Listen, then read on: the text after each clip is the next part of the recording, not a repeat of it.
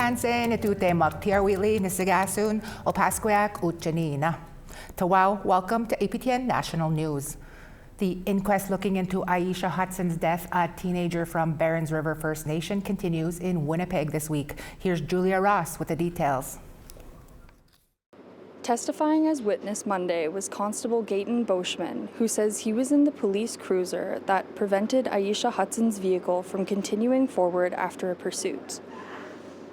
Hudson's car had swerved into oncoming traffic, and when moving back to her original lane of traffic, she had a collision with a Ford F-150. A video shown in court showed Hudson reversing after the collision, where she was shot twice by Constable Kyle Pradnuk. Last week, 5 officers from the Winnipeg Police Service testified as witnesses, sharing a similar recollection of April 8, 2020. Constables took to the stand to say that Aisha Hudson had been the driver when her friends robbed a liquor mart and threatened to stab a security guard. Hudson was then in a cul-de-sac in Sage Creek and rammed a police car, which in court was revealed to have no damage. Each officer has testified that ramming is police lingo, meaning a car is being used with force and is willing to take risks to avoid police, and is not an indicator of the damage done. A pursuit then took place due to Hudson ramming Sergeant Drager's police car. When Constable Boschman was asked what could be done to prevent similar tragedies from happening in the future, he stated that air support would have been helpful if they had been available. Air support had been requested on the night of April 8th, but was unavailable. Air support would allow for observation from the sky, allowing for cruisers on the ground to fall back so that the driver takes less risks when fleeing. Hudson's family has been attending the inquest each day, and the Assembly of Manitoba Chiefs has requested that the family be given space during this time. Hudson's dad has been taking to TikTok to ask for support and for justice for Aisha. He suggests that body cameras be used for officers instead of air support, which was suggested by police. Julia Ross, APTN National News, Winnipeg.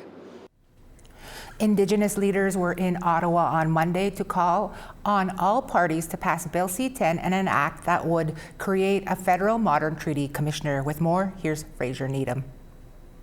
At a morning press conference, Hayat First Nations Chief Counsellor John Jack was there from the West Coast. He outlined why a modern treaty commissioner is needed. Rather than creating more bureaucratic delays by having a patchwork of policies, a modern treaty commissioner would be an independent agent of Parliament. C-10 offers a path forward for Canada by ensuring that modern treaties are implemented as they were intended. Bill C-10 was also up for debate on Monday in the House of Commons as part of its second reading. Conservative MP Rhonda Kirkland said the act would create another needless level of bureaucracy with no accountability. In truth, it creates another office to point out the same shortcomings we have known about for years. The Auditor General has already flagged them. Indigenous leaders have already flagged them. Treaty partners have already flagged them. The problem is not a shortage of oversight. The problem is a shortage of execution. But Minister of Indigenous Services Mandy Gull-Masty argued the legislation was co-developed with First Nations. This law has come at the request of the nations themselves, who wish to work closely with Parliament itself and to be able to report to Parliament itself. The bill finished second reading Monday afternoon and will now be referred to the Standing Committee on Indigenous Affairs for study. Fraser Needham, APTN National News, Ottawa. The future of the Inuit Child First Initiative came up in the House of Commons during question period on Monday. The program ensures Inuit children are able to access health, education, and social supports and services. NDP MP Lori Idlu said stakeholders have been waiting for direction on the future of the program since last spring's election. Idlu asked when the government is going to make an announcement on ICFI. Indigenous Services Minister Mandy Gull-Masty provided the answer. The honourable member for Nunavut. The year before the election, Liberals planned to cut the Inuit Child First Initiative. When Inuit heard this, they spoke up by the thousands. Under Nunavut's pressure, Liberals promised to extend the program. Since being elected, the Minister for Indigenous Services promised an announcement on ICFI. 9 months later, far too many Inuit children are still being kept below poverty level. Still no announcement. Will the minister finally act to help Inuit children, or should they feed themselves on her promises? The Honourable Minister for Indigenous Services. Mr. Speaker, I want to thank my colleague for, being really consistent with representing her members. The message has really been clear for me that we need to respond. That's why we've been working with our partners to look forward to see what the next step is going to be. I'm sure that you will be pleased to see what that is going to be. I am going to look forward to what the message is going to be when it comes out very briefly. Thank you. Building economic opportunity and trade relations in the North was all the buzz in Winnipeg over the weekend, as hundreds of political and business leaders gathered to envision the shared future of Manitoba and Nunavut. Northern Perspectives 2026 saw cabinet ministers, parliamentarians, and Indigenous leaders from Manitoba and Nunavut share their perspectives on what next steps are needed to build stronger economies in the North. The 4-day conference put partnerships around infrastructure, research, and business opportunities in the spotlight. These discussions inevitably led to the U.S. President's threats to annex Greenland and the need for more security in northern Canada. Member of Parliament for Nunavut, Lori Idlu, said that's why focusing on trade is so important right now.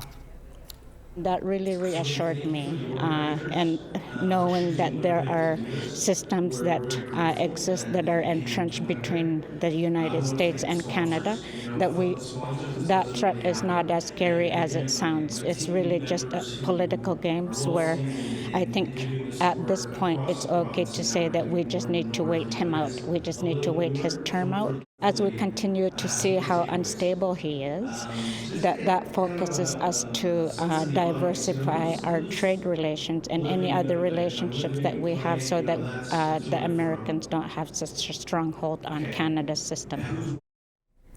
A Cree Nation from northern Manitoba is in federal court this week regarding the long-term impacts of flooding and hydro development. The Opaskwayak Cree Nation's case focuses on flooding and forebay impacts from the Grand Rapids Generating Station. It was Manitoba Hydro's first northern hydroelectric project built in the 1960s. It's located about 145 kilometers southeast of Opaskwayak. The trial opened on Monday with a traditional drum ceremony inside the courthouse in downtown Winnipeg. On the stand will be OCN hunters and trappers, historians, economists, and both environmental and natural resource experts over the next month, with closing arguments scheduled for mid-May. Opaskwayak leaders say the case is relatable to many Indigenous communities across the country that, quote, face legacy impacts from from hydro development and other major infrastructure projects. The Canadian Nuclear Safety Commission, or CNSC, is in Saskatoon to consider approval of NextGen's Rook I uranium project. Northern Indigenous communities and residents will have the opportunity to share their views on the proposed mine. Video journalist Rachel May was at the day one of the hearings. Uranium company NextGen is seeking approval for a new mine in the southwestern Athabasca Basin, about 800 kilometers from Saskatoon. Candice Salmon is the commission registrar for the CNSC. So the commission will hear from everyone, and in the end it will make a determination as to whether the duty to consult is triggered, and if it is, what accommodations need to be there, and it will make that decision relative to every nation. If approved, the mine would process up to 1,400 tons of ore per day. Salmon says the CNSC is focused on ensuring all voices are heard and that environmental safety is prioritized. We know that there's a history in northern Saskatchewan in particular of there being issues prior to the CNSC's existence, but we have an over 75-year track record of keeping people and the environment safe, and we're very confident in how we do that. According to the CNSC, 48 interventions are scheduled for this week's hearings. Many people from northern communities traveled to Saskatoon to speak, including Doris Athengaye White Deer of Fond du Lac Denisoulene First Nation. I'm so against it because right now on my trap line, they're killing my medicine and my water, my animals. Back in the day where I used to go up the stream, up the river, collect all this medicine, oh, it was good. And now, today, they're gonna kill it from me, from my land, my water. White Deer says that she is worried about increased pollution in the Athabasca Basin and the impact on hunting and fishing. I can't even go eat out of the fish, out of the lake. I can't do that. The hearing concludes February 12th and is open to the public at the Delta Hotels, Saskatoon, downtown. Rachel May, APTN National News, Saskatoon. We're always looking for your feedback or story ideas. Here's how you can continue the conversation with us. If you have a story that you want to share, send us an email to news@aptn.ca. To read and watch our stories, you can go to aptnnews.ca, or you can find us online on your favorite social media sites, including TikTok, YouTube, LinkedIn, and X. Follow APTN News to join the conversation and see our latest stories. Time for a quick break, but first here's Tina House in British Columbia to tell us what she's working on. Tansei, I'm Tina House. I'm here in Sechelt, BC, to talk about a new partnership between Renewal Development and the Sechelt First Nation, which brought these houses from the Lower Mainland here to the First Nation to help with the housing crisis. That's tomorrow on APTN National News.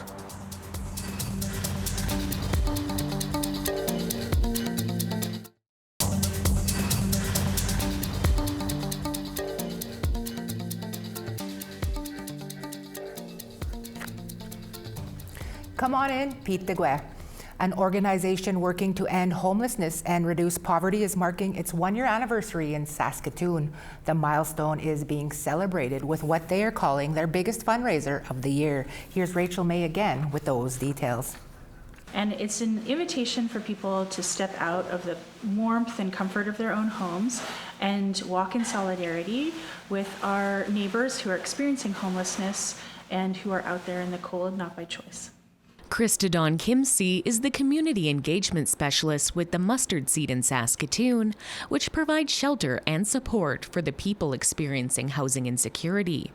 Although well established across Canada, the Mustard Seed expanded into Saskatoon in December 2024 by taking over the former Lighthouse Shelter, then opened a second location on April 1st, 2025. In Saskatoon, the Mustard Seed operates a 65-bed permanent supportive housing facility and a 40-bed temporary shelter, both offering meals, showers, clothing, and wraparound support services.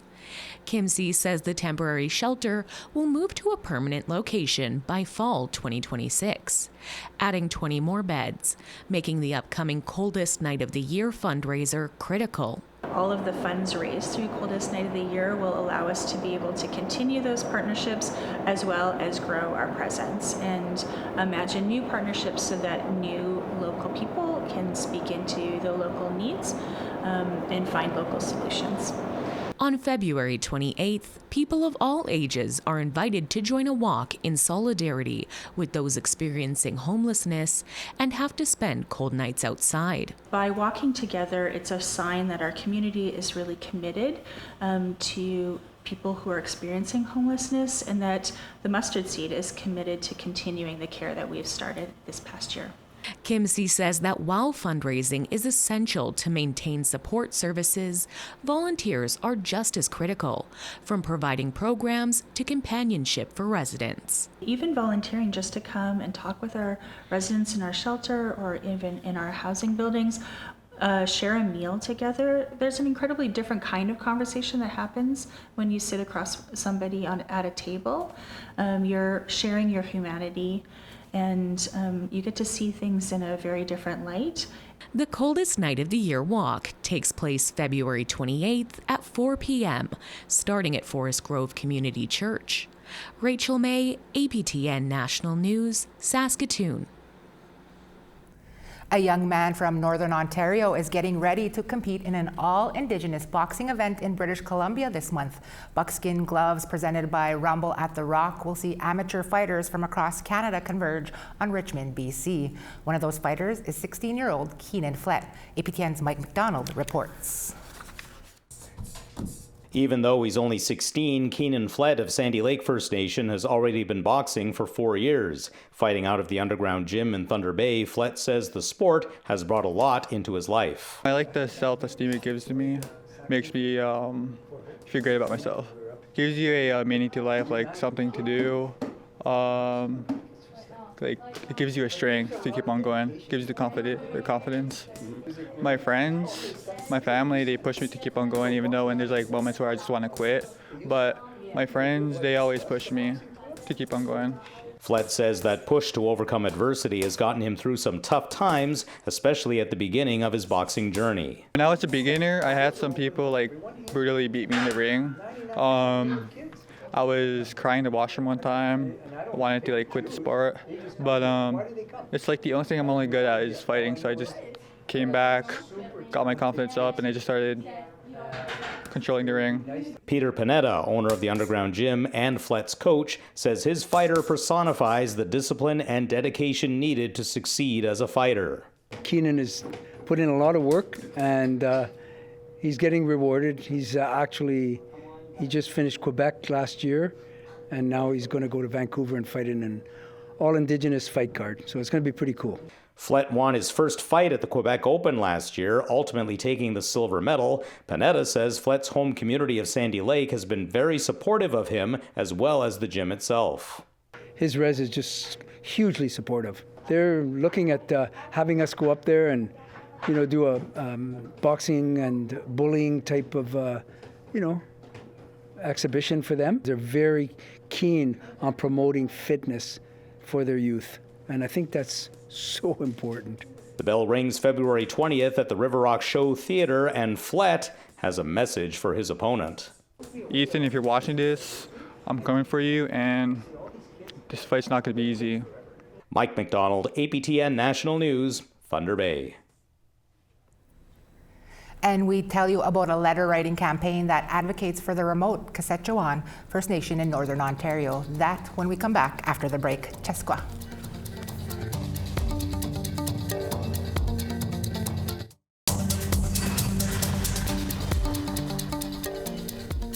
Wow, welcome back. Time now for our photo of the day.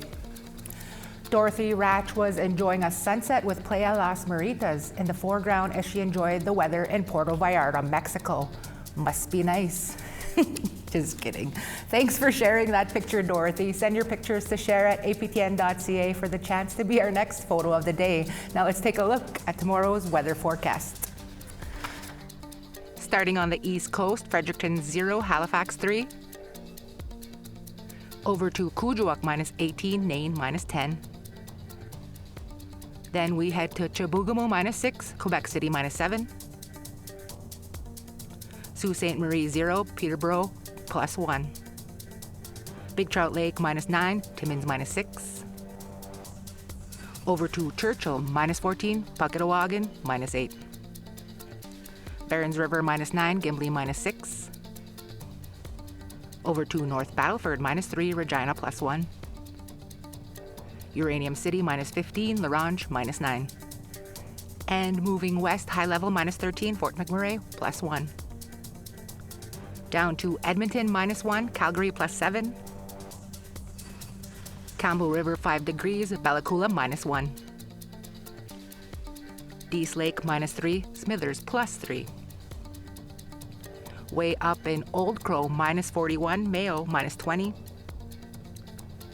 Port Simpson -21, Wattie -23. Tuktoyaktuk is -36, while Paulatuk is -38. Cambridge Bay -43, Baker Lake -34.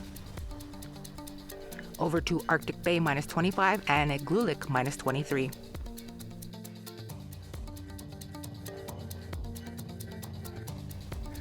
Hundreds of students from the Whitefish River First Nation started a letter campaign to Ontario's Premier Doug Ford and their region's MP Jim Belanger. The letters are advocating for Kashechewan First Nation in Northern Ontario. On January 4th, Kashechewan declared a state of emergency after the water treatment plant failed and sewage ended up in the community's drinking water, forcing most of the community to evacuate.